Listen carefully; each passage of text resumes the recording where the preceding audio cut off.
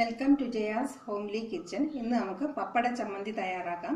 പപ്പട ചമ്മന്തി ചോറിൻ്റെ കൂടെയും കഞ്ഞിയുടെ കൂടെയും നല്ല കോമ്പിനേഷനാണ്. ഞാനിവിടെ 6 പപ്പടം പൊരിച്ചെടുത്ത് ഒന്ന് ചെറിയ പീസായിട്ടൊന്ന് പൊടിച്ചു വെച്ചിട്ടുണ്ട്. ഒരുപാട് ഫൈൻ പൗഡർ ആക്കിയിട്ടില്ല. പപ്പടം വെളിച്ചെണ്ണയിൽ തന്നെയാണ് പൊരിച്ചെടുക്കേണ്ടത്. അതാണ് ഇതിന് നല്ല ടേസ്റ്റ് കിട്ടുന്നത്. പിന്നെ നമുക്ക് വേണ്ടത് ഒരു 10-12 ചെറിയ ഉള്ളി എടുത്തിട്ടുണ്ട്.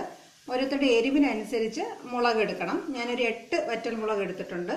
ഒരു വലിയ ഉരുള പുളി എടുത്തിട്ടുണ്ട്. ആവശ്യത്തിന് ഉപ്പ്, 5-6 കറിവേപ്പില, 2 ചെറിയ കഷ്ണം ഇഞ്ചി എടുത്തിട്ടുണ്ട്.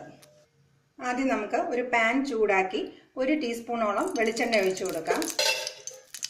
ഈ വെളിച്ചെണ്ണയിൽ ചെറിയ ഉള്ളിയും വറ്റൽ മുളകും ഇട്ട് ഒന്ന് മൊരിയിച്ചെടുക്കാം.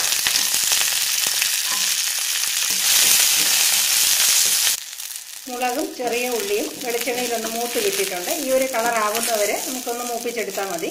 ഇനി നമുക്ക് ഗ്യാസ് ഓഫ് ചെയ്ത് കൊടുക്കാം. ഈ ചൂടിൽ തന്നെ പുളിയും ഇഞ്ചിയും കറിവേപ്പിലയും കൂടെ ഒന്ന് ചേർത്ത് കൊടുക്കാം. ഇനി ഇത് ഒന്ന് തണുത്തതിന് ശേഷം നമുക്ക് മിക്സിയിലിട്ടൊന്ന് അരച്ചെടുക്കാം.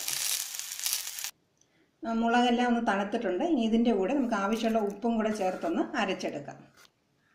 ഈ ഒരു രീതിയിൽ അരച്ചെടുത്താൽ മതി. ഒരുപാട് ഫൈൻ പേസ്റ്റ് ആകണ്ട. ഇതിനകത്ത് വെള്ളമൊന്നും ചേർത്തിട്ടില്ല. പിന്നെ വേറൊരു കാര്യം ശ്രദ്ധിക്കാനുള്ളത്, പപ്പടത്തിലും ഉപ്പുണ്ട്. അതും കൂടെ ശ്രദ്ധിച്ച് വേണം ഉപ്പ് ചേർത്ത് കൊടുക്കാൻ.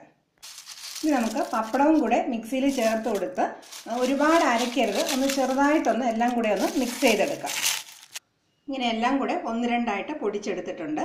ഇനി നമുക്കിതൊരു പ്ലേറ്റിലേക്ക് ഇട്ട് കൈ കൊണ്ട് എല്ലാം കുഴച്ച് ഒന്ന് ഉരുട്ടിയെടുക്കാം. ഇനി നമുക്കിതെല്ലാം കൂടെ ഒന്ന് മിക്സ് ചെയ്ത് ഉരുട്ടിയെടുക്കാം. വളരെ ടേസ്റ്റിയും എളുപ്പത്തിൽ തയ്യാറാക്കാവുന്നതുമായ പപ്പട ചമ്മന്തി തയ്യാറായി കഴിഞ്ഞു. ഇതെല്ലാവരും തീർച്ചയായിട്ടും ട്രൈ ചെയ്ത് നോക്കുക. എല്ലാവർക്കും ഇഷ്ടപ്പെട്ട് കാണുമെന്ന് വിചാരിക്കുന്നു.